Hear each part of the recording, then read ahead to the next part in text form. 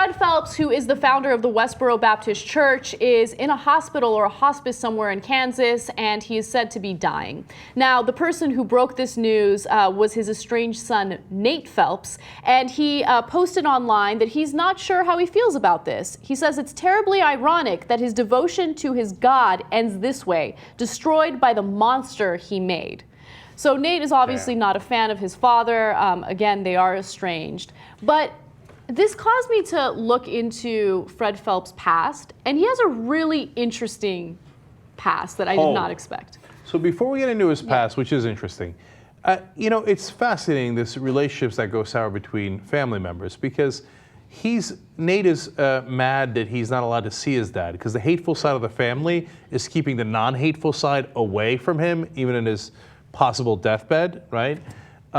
So he says his dad became a monster, but it's still his dad, and he wants to go see him in the hospital, and he's pissed at the rest of the family that they won't let him see it. And then there's the drama about how Phelps was excommunicated by the Westboro Baptist Church, but the Westboro Baptist Church continues to believe that God hates fags. So there's like hate within the hate, and then there's the non-hate part. It's crazy. Yes. It's a huge mix-up.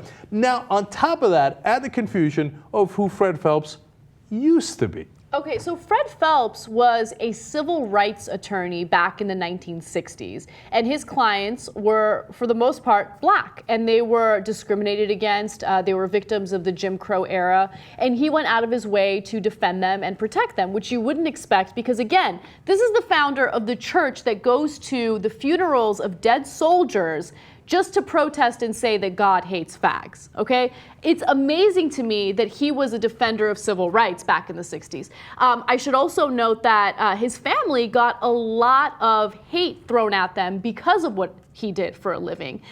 People would call them, you know, I'm just quoting them, they would say that they were nigger lovers. I mean, they just had a lot of violent threats against them. So it's just incredible to me that that happened. But he was also disbarred in the 1970s because apparently there was a court reporter who didn't get him his transcript in time, and then he was furious about it. So it escalated to the point where they were in court. This went to court, and she was at the stand, and then he started asking her questions, and he called her a slut. He started doing sexual innuendo and just like putting her down and making her feel uncomfortable, and it got to the point where he got completely disbarred as a lawyer. So there's some chance that Fred Phelps just snapped, and he has some sort of psychological condition and has had it for a long time. What's amazing is that people then followed him.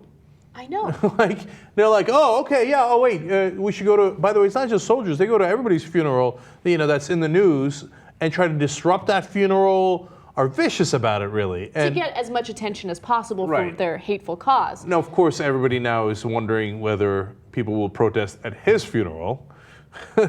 Not much respect for the dead in that regard, because he certainly didn't have respect for the dead when he was around.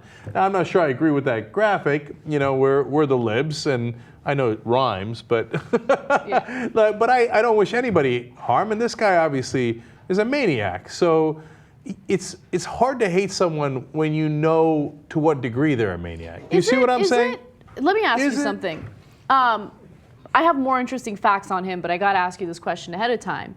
If someone lived a hateful life where they went out of their way to make people miserable, is it bad to wish for their death? Good question. I think it depends on the severity.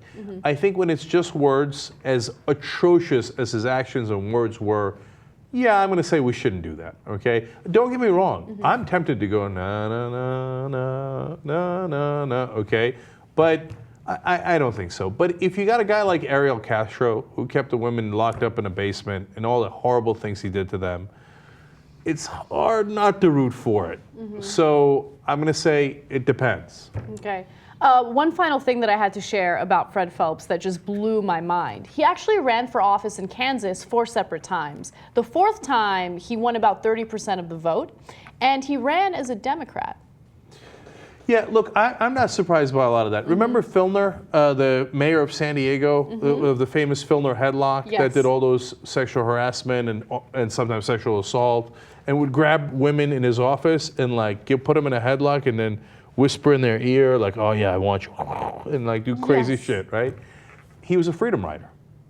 He went on buses to the segregated South and was willing to get spit on and attacked and do all those things to make sure blacks have the same rights as whites in this country. So, look, people are complicated. Yeah. And also they change. Sometimes maybe they were headed in the right direction and they take a disastrous turn for the wrong direction. You never know what happened in their lives that could lead to that. But okay, I lied. One final thing that I thought was really interesting. Go. Founded the Westboro Baptist Church, right?